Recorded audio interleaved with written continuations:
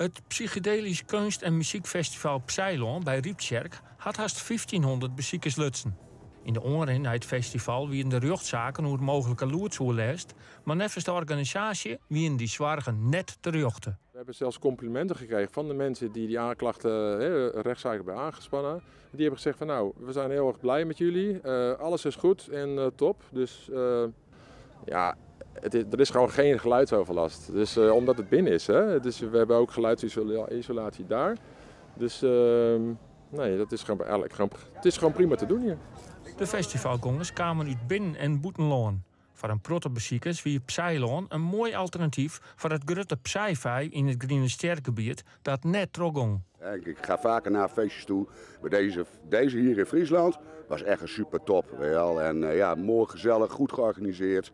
Dus ik hoop gewoon dat we volgend jaar weer zoiets kunnen doen. Want ja, we moeten toch ergens heen.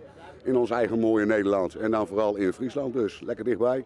De organisatie zal de eerste editie evalueren en dan een besluit nemen hoe volgend jaar.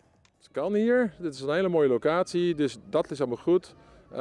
Moeten we kijken in de organisatie hoe we dat willen gaan doen. Want het is natuurlijk allemaal vrijwilligerswerk geweest. Er zit heel veel tijd in. Echt een jaar lang. Zeker met al die rechtszaken heeft heel veel tijd gekost.